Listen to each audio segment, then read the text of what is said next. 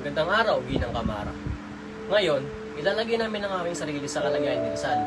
Ano ang aming masasabi sa henerasyon ng mga kabataan ngayon? Hamon sa kasalukuyang henerasyon, payo sa kasalukuyang henerasyon. Pero bago tayo magsimula, ipapakilala ko muna ang aking sarili at ang aking mga kasama. Ako nga pala si Ginoong Adrian De Leon. Ako naman si Ginoong Bernardo. Ako naman si Ginoong Negosyo. Tara, simulan na natin.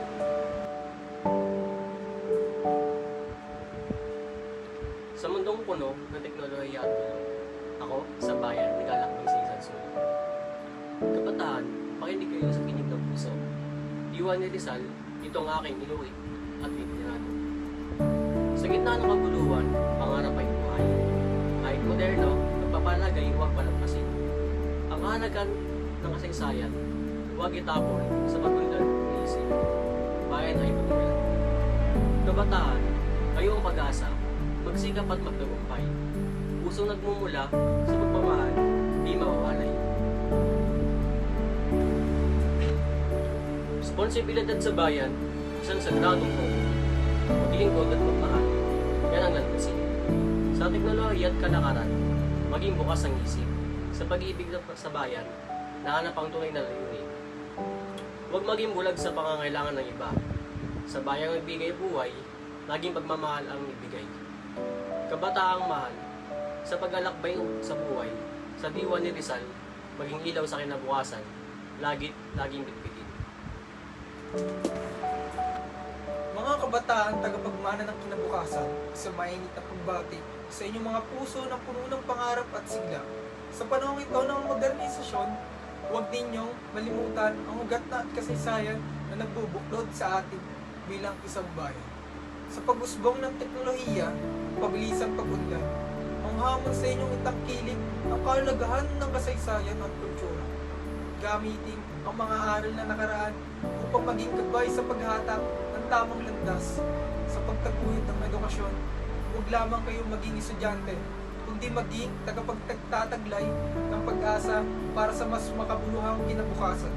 Kung bawat isa sa inyo ay may malaking papel sa pag-angat ng lipunan, huwag kayong maging apathetic, maging boses para sa mga walang titig at maging tagapagtanggol ng karapatan at katarungan.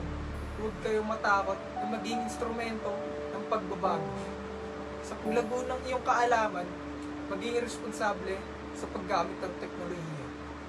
Huwag ito ituring bilang isang hadlang, kundi isang kasangkapan para sa pagpapaunlad ng iyong kakayahan at pagbibigay inspirasyon sa iba. Sa pagtataguyod ng pagkakaisa, ituring ang bawat isa na may paggalang at pagtunawa. Huwag mangusga, batay lamang sa pisikal na anyo o pananampalataya. Ang pagiging bukas sa iba't ibang perspektiba ay makakatulong sa pagbuo ng mas malawak na pangunawa sa lipunan. Sa bawat takbang ng inyong paglalakbay, tandaan ang mga halaga ng integridad, kasipagan, pagiging mapanagot. Ang inyong mga gawain ay magpapakita ng inyong pagmamahal sa bayan at pagiging tunay na Pilipino. Sa pag-usbong ng inyong pangarap, huwag kalimutan ang mga nangangailangan ng tulong at inspirasyon. Ang tunay na tagumpay ay hindi lamang para sa sarili, kundi para sa buong sambayanan. Maging uwaran sa pagiging tapat, masigla at may malasakit sa kapwa. Higit sa lahat, sa gitna ng mga modernong hamon, ang hamon sa inyo ay ang mapanatili ang diwa ng pagmamahalan, pagkakaisa at pagiging makadiyos. Huwag ninyong kalimutan ang mga halaga na nagbibigay saysay sa pagiging Pilipino. Maging inspirasyon kayo sa iba at maging tanglaw sa landas tungo sa isang mas maunlad, makatarungan at masiglang bansa. Mabuhay kayo! Sa inyo, mga bituin ng kinabukasan, sa mga hakbang ng bayan, aking payo ay mapanlinlang. Itanim ang pag-ibig sa bayan sa puso't isipan, sa edukasyon at katuwaan, magsimula ng landas ng tagumpay. Edukasyon ng susi sa pagkaunlad at tagumpay.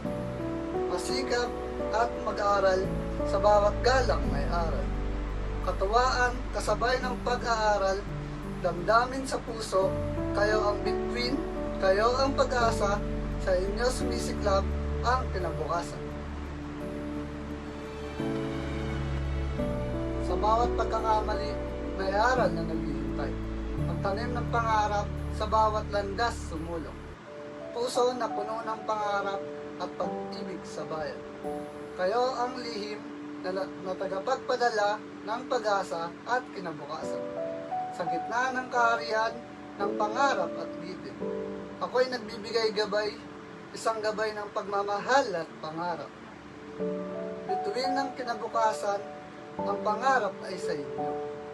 Sa bawat hakbang, sa pag-aaral at pagsusumikap, ang tagumpay ay sa inyo. Dito na po nagtatapos ang aming mga kasagutan para sa mga katanungan. Maraming salamat sa inyong pakikinig.